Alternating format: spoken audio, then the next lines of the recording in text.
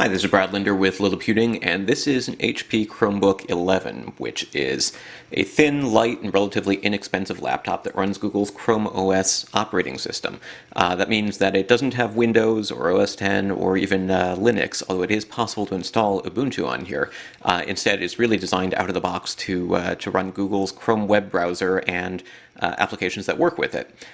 Sells for about $280, has a Samsung Exynos 5 dual-core ARM Cortex-A15 processor, and it's supposed to get up to 6 hours of battery life. Under sort of heavy use, I found that it gets more like 4.5, which unfortunately makes it a little bit less portable than it would otherwise be. For use around the house, though, I think it's a pretty great little laptop. It's got 2 USB ports, a micro USB port, which is actually how it charges, and a headset jack, and that's it for ports.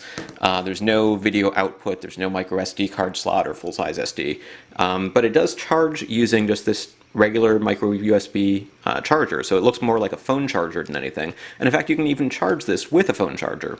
Now, you might need to use this if you want to charge it while using it, because it provides more power than a typical phone charger.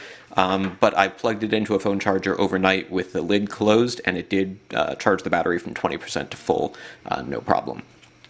It takes some of its design cues from the much more expensive Google Chromebook Pixel, including this sort of light here on the cover, and it's got blue, red, yellow, green. These aren't independent LEDs, but when you open the lid, that does light up. You might have to look kind of close to see that it's lit up, but it is lit up. It's single body construction. Underneath here there are a couple of screws. You can open this up and take a look at the insides. It's not meant to be user upgradable though. It's interesting that not only do you have the Made with Google logo on the bottom, but the HP logo is on the bottom, and there's no HP logo anywhere on the lid. It's got a plastic case, a glossy screen. It's not a touch screen, but it's an IPS display, which means that you get pretty wide viewing angles, and you've got a matte bezel around the screen and a front-facing camera. So it's got glossy plastic case, but because of this matte bezel, it doesn't have quite as much glare. And you can adjust the screen brightness to make it quite bright, and it doesn't pick up real well on the camera here, but that helps reduce the glare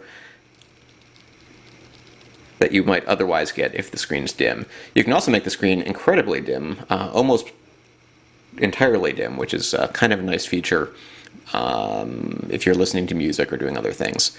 So what can you do with a Chromebook? I've gone over this in a couple of other videos, but you've got the Chrome web browser, loads almost instantly, and this laptop has a pretty good keyboard, and it's made for web browsing. We've got back and forward keys dedicated right here. No problem with HD video. Interestingly, I find that HD video plays better from Hulu and Netflix than it does from YouTube, but I'm going to show you YouTube just because I own the copyrights on these videos and I won't have any problems redistributing them. So let's go ahead and go to the video manager here, find a video that I've uploaded.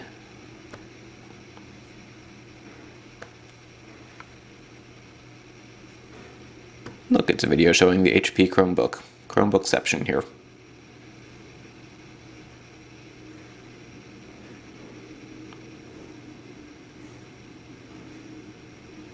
Join the movement. New Move Free Ultra Omega, a revolutionary Omega 3. Let's go ahead and fire up a few more browser tabs here, just so you can see that we can do multiple tabs. And it's pretty responsive. It's not necessarily the fastest device that you're ever going to use, but it's pretty responsive. New York Times is loading, CNN is loading, and this is all while it's loading a video at the same time.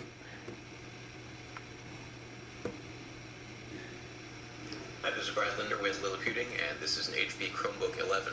And if you followed one of my earlier videos, you'll know that this one is now in developer mode, which means that you can get a shell up and running, and theoretically you can erase the operating system, install other operating systems, do all sorts of things that So you can see it's a little bit and one of those is more pausing and stuttering than I'd like here. That might be because I do have these other things running in the background. So let's go ahead and close all the other tabs and just do the video, go full screen. which makes it relatively easy not to completely Now it's playing pretty smoothly, and it's playing at 720p. use the basic Linux kernel that's already installed on here.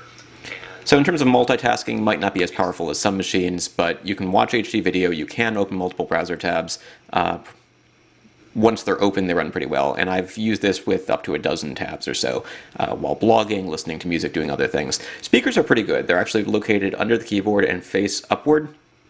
And so they're louder than the speakers that I've found on many laptops of this size. They're not necessarily going to give you the widest frequency response, but they're pretty loud, they're pretty clear. They're great for listening to things like NPR or other talk radio stations. They're okay for listening to music, but you're not going to get a lot of bass or anything out of this. Now, if you don't like the idea of living in a world that's basically just a web browser, there are some other things that you can use here.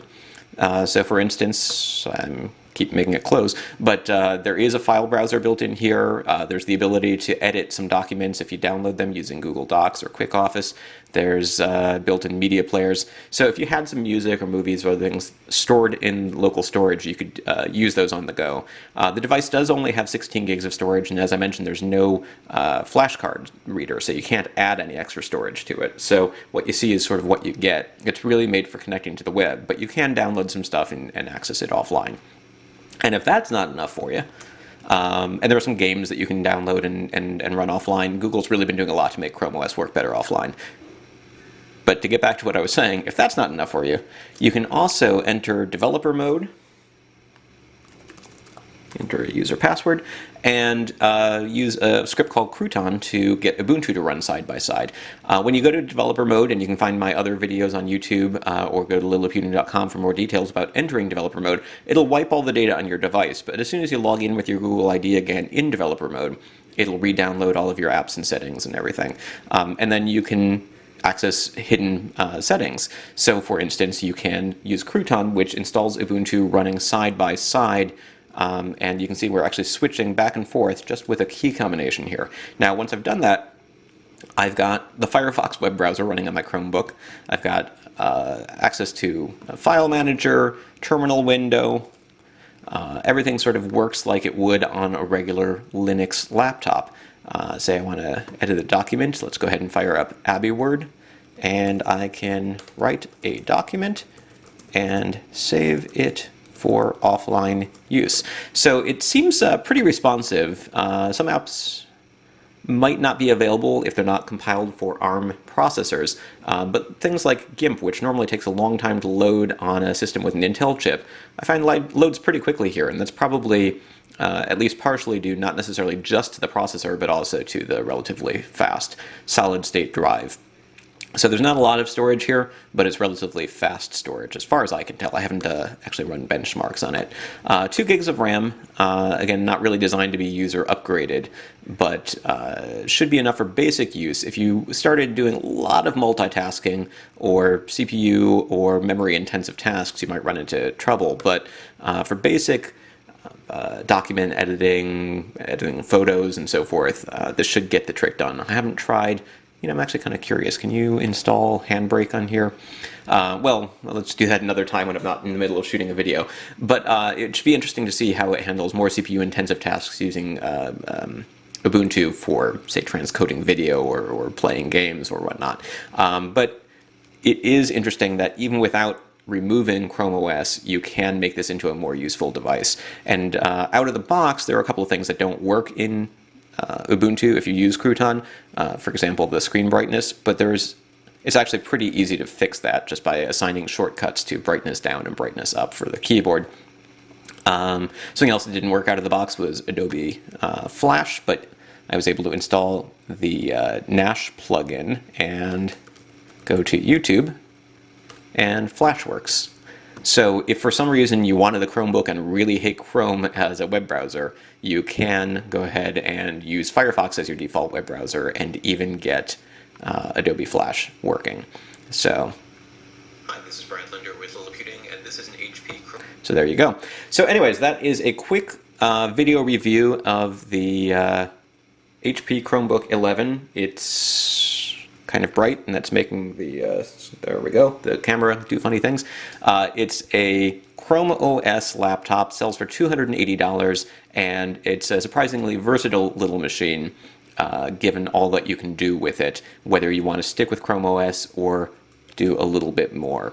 So this is Brad Linder with Liliputing, and you can find more details at liliputing.com.